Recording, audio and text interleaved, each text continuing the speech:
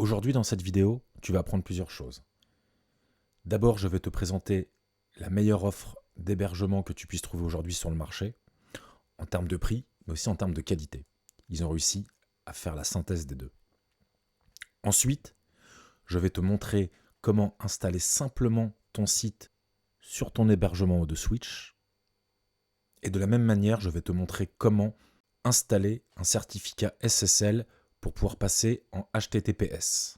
Aujourd'hui, tout le monde s'accorde à dire, dans le web et dans le SEO, qu'AutoSwitch est l'offre la plus pertinente sur le marché, car elle propose une grande performance à un tout petit prix.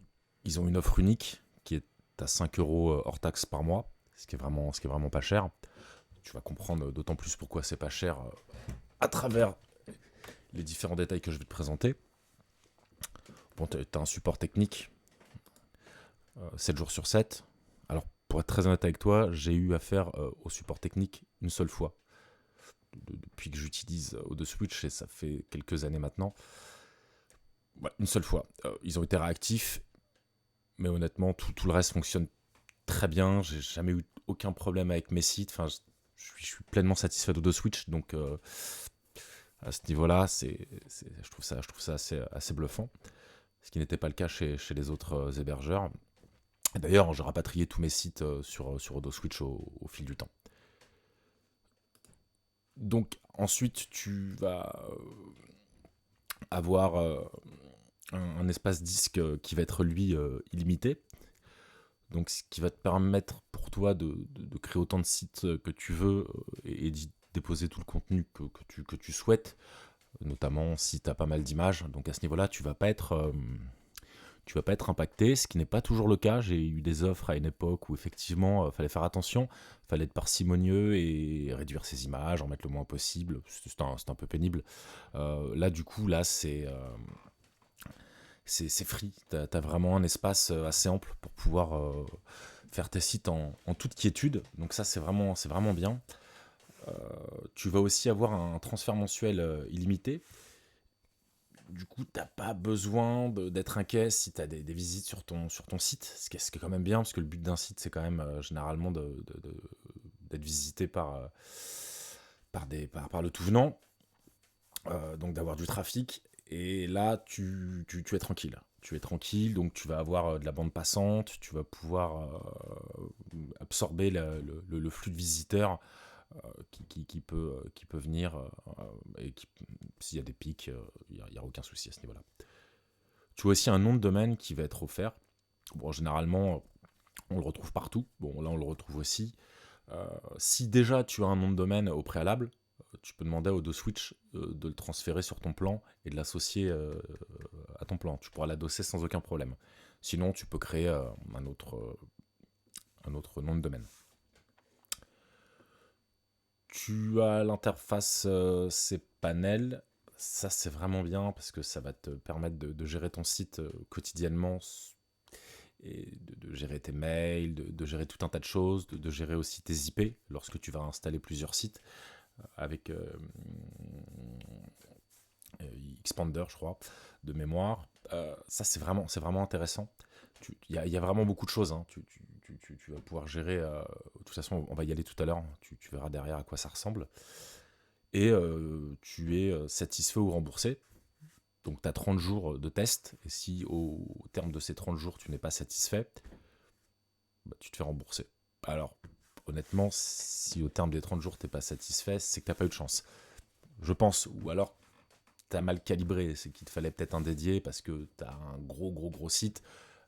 Après, il faut être raisonnable. Hein. On reste sur une offre unique à 5 euros par mois. Ça reste une offre à 5 euros. Mais par rapport à d'autres, c'est 5 euros, ça vaut de l'or. C'est du bitcoin, hein, si tu veux. Donc, je vais te présenter la suite. On va y aller ensemble. Donc maintenant, on va procéder à la commande de ton hébergement. Tu vas cliquer d'abord sur commander. Ici, tu vas rentrer un identifiant de ton choix, l'adresse mail dont tu disposes, ton mot de passe que tu confirmes ci-dessous, et là, tu valides ton inscription. Une fois que tu as validé ton inscription, tu reçois un mail de confirmation. Et du coup, tu vas te rendre ici sur le petit logo avec le petit personnage. Là, tu vas pouvoir y insérer l'identifiant que tu as indiqué au préalable, ton mot de passe, et tu te connectes. Qui te valide que tu es bien connecté.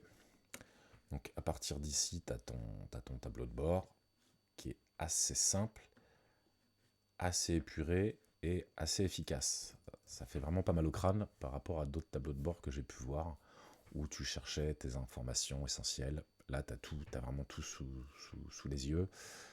C'est plutôt confortable. Maintenant, tu veux commander donc un service, c'est-à-dire ton hébergement. Tu vas cliquer ici.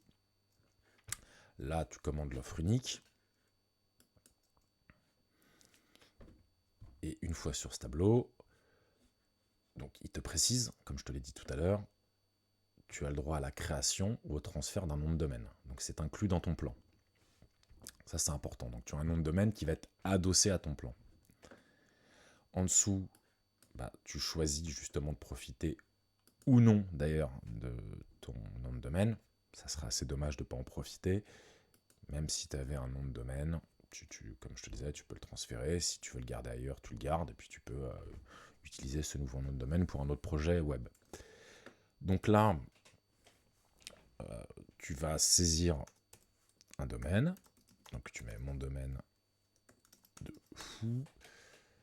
Ok, donc lui, il recherche si ce domaine est disponible. Donc mon domaine de fou est disponible. En même temps, ça ne m'étonne pas.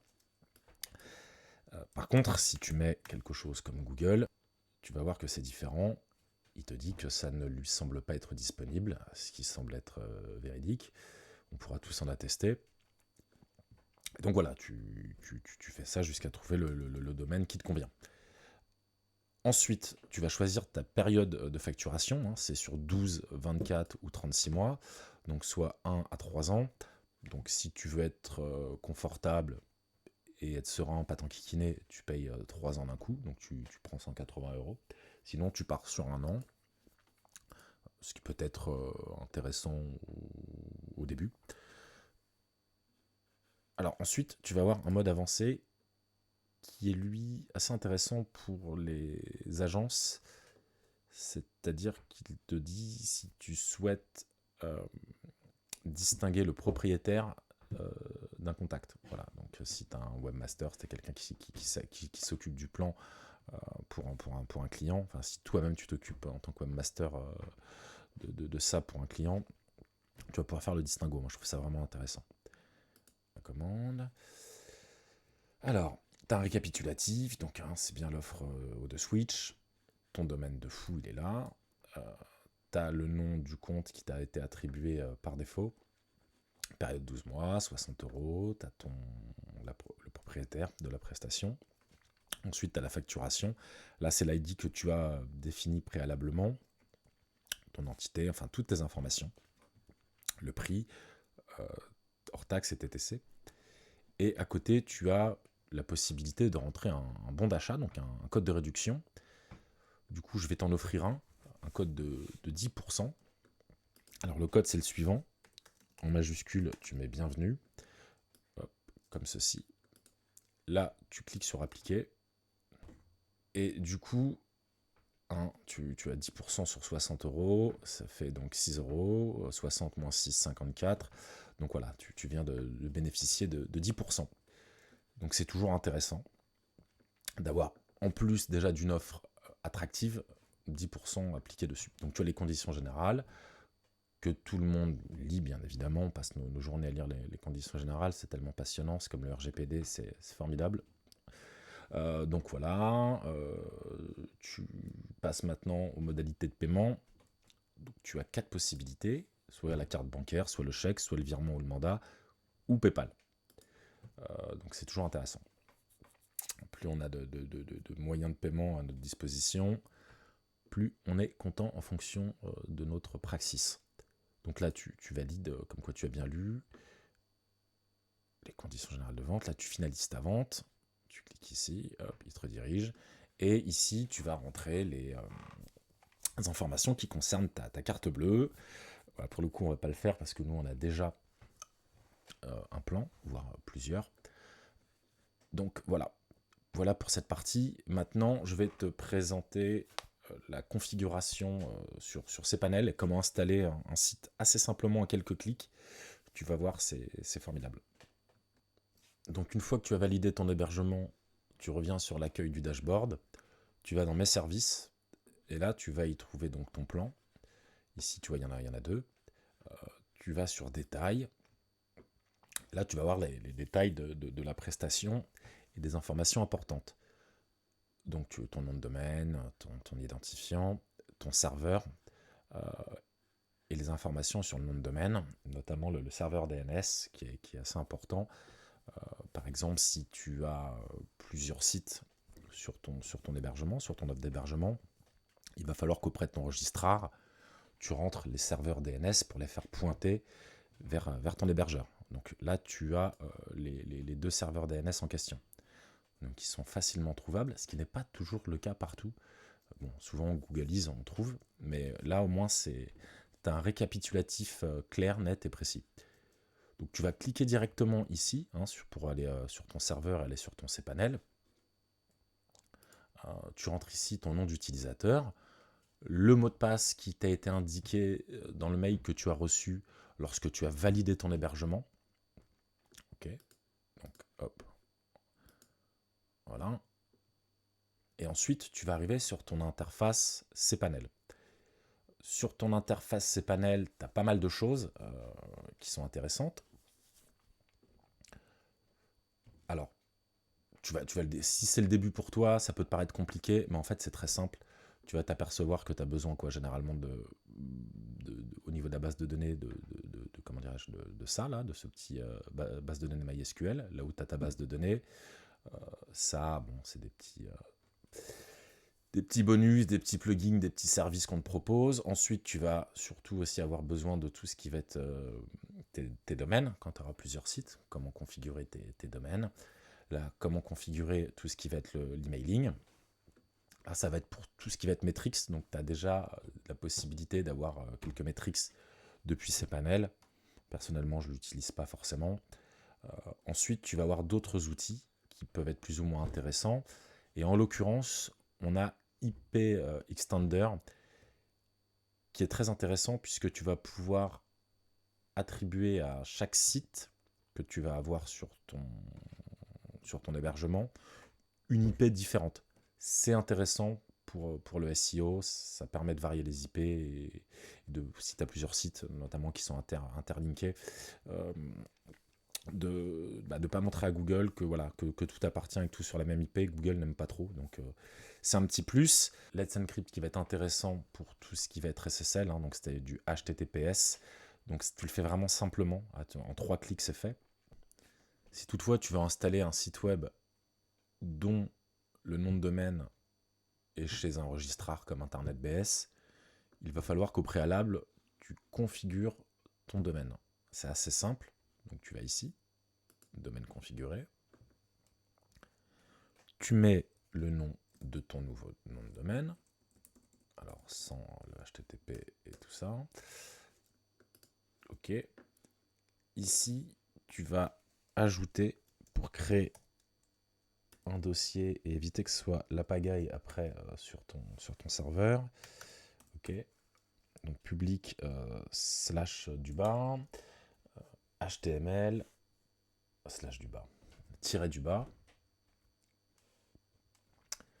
et ensuite ton domaine. Ok. Tu peux créer un compte spécifique si par exemple c'est pour un client, tu as plusieurs clients et que tu veux leur donner un accès FTP. Voilà, tu cliques ici, tu crées un compte FTP associé à ce domaine. Donc là on va pas le faire. Donc tu ajoutes ce nom de domaine. Donc tu vois, ton domaine a été correctement configuré. Et là, tu vas pouvoir après faire ce que tu vas faire. Maintenant, ce que je te propose, c'est d'aller directement dans Let's Encrypt SSL pour pouvoir pour sécuriser ton site et les informations qui vont transiter entre ton site, donc ton serveur et les visiteurs. c'est un petit plus qui n'est pas négligeable pour tout le monde, pour Google et pour les utilisateurs. Donc là, tu vas voir, c'est extrêmement simple. Tu retrouves... Alors, j'en ai plusieurs. Tu retrouves ton nom de domaine, là c'est le suivant. Tu cliques sur générer. Tu touches à rien, tu laisses par défaut. Tu lui mets générer. Donc ici, tu as un message en bleu qui t'indique que le certificat SSL a été installé sur le domaine que tu as sélectionné. Tu viens sur retour. En haut, ici, tac, tu peux t'apercevoir que tu as ta liste. Donc le mien, il est ici. Donc c'est parfait. Je reviens en arrière, je clique sur Auto Switch. Hop. Et maintenant, je vais vouloir installer mon blog WordPress. Donc je descends. Alors, tu n'es pas obligé d'installer un WordPress, hein, tu installes ce que tu veux. Il y a vraiment une multitude de CMS à disposition. Drupal, PrestaShop, Joomla, des forums, enfin vraiment tout ce que tu veux. Donc nous, on va se concentrer sur WordPress. On clique sur WordPress. Donc on arrive sur cette page. On va cliquer sur Installation. Ensuite, tu vas tomber sur la dernière version de WordPress. Donc tu peux modifier. Hein. Tu peux revenir en arrière si tu as une installation de prédilection. Alors après, ça reste quand même limité. Mais voilà, tu as une petite marge de manœuvre qui n'est pas négligeable. Notamment s'il y a des problèmes de compatibilité, enfin d'incompatibilité connus entre des plugins, ton thème et la version de WordPress. Maintenant, ici, donc nous on a installé un Let's Encrypt pour pouvoir passer en HTTPS. Donc hop, on le met. Là, on va aller chercher notre nom de domaine. Ok, donc on l'a mis. Ici, ça va être le titre du site. Donc, tu vas mettre mon nouveau site chez The Switch. Donc, tu es content. Là, c'est du coup comment installer mon site sur mon hébergement. Ok. Alors, bon, c'est à titre indicatif, hein, tu t'en doutes bien. Ensuite, compte administrateur, tu mets ce que tu veux en nom d'administrateur. Je te conseille quand même de le modifier. Là, au niveau du pass, c'est pareil. Tu mets ce que tu veux en mot de passe. Tu peux tout simplement cliquer ici. Alors, tu n'auras pas plus, je crois, de mémoire. Ça reste à 65%. En revanche, toi, tu peux le consolider si tu rajoutes du texte, des caractères. Voilà. OK. Là, tu vas mettre un courriel, par défaut, qui va être le courriel d'admin de ton site WordPress. Pareil, hein, là, tu mets ce que tu veux. Ensuite, tu vas avoir ta langue. Alors, visiblement, on va laisser par défaut en français. Là, tu as des plugins. Alors, tu peux gérer un ensemble de plugins pour, à chaque fois que tu installeras un site, avoir un pack. C'est plutôt pratique. Après, attention au footprint. Quand on a des stratégies SEO, voilà, Classic Editor. Effectivement, moi, j'ai tendance à être un peu de l'ancienne école. J'aime le Classic Editor. Gutenberg, c'est moins ma tasse de thé. Peut-être que j'ai pas pris le pli. Mais voilà, moi, je clique, hop, je le mets toujours. Donc là, j'ai un setup de plugins que je vais aussi mettre. Mon petit pack. Donc là, nom de ta base de données. Donc tu peux modifier. Tu peux changer aussi le préfixe de ta base de données. Ça, c'est pour un peu semer les gens qui voudraient attaquer ton site. Parce que si tu as toujours les mêmes préfixes, avant c'était un petit peu plus simple de trouver ta base de données et de l'attaquer. Donc on te propose des mises à niveau. Donc mise à jour automatique de tes plugins WordPress. Ok, donc tu mets oui ou non, tu n'es pas obligé, parce que parfois une mise à jour ça peut créer des problèmes de compatibilité, enfin d'incompatibilité.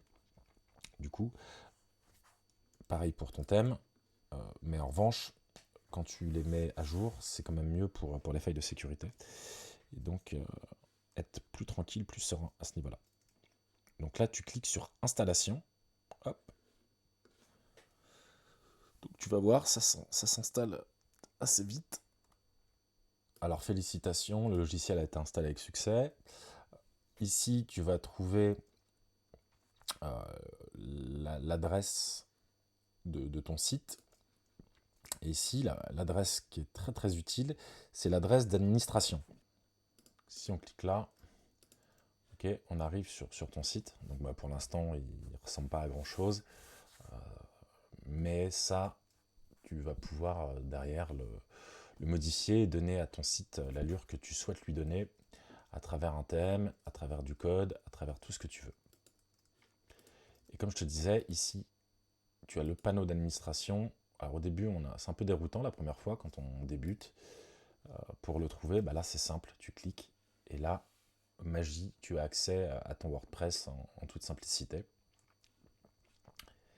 Et à partir de là, tu vas pouvoir faire ce que tu veux sur ton site maintenant. Du coup, je t'incite vivement à noter cette adresse, soit la retenir par cœur si tu as une bonne mémoire, soit la noter dans un coin de ton ordinateur ou sur un papier, parce que c'est par là que tu te connecteras à ton administration WordPress par la suite. Du coup, dorénavant, pour te connecter, tu n'auras qu'à insérer cette adresse que tu as notée soigneusement quelque part ou que tu as retenue dans ta tête. Donc tu la colles ici. Tu appuies sur Entrée. Là, tu vas arriver sur l'interface de login de WordPress. Ici, tu notes tes identifiants.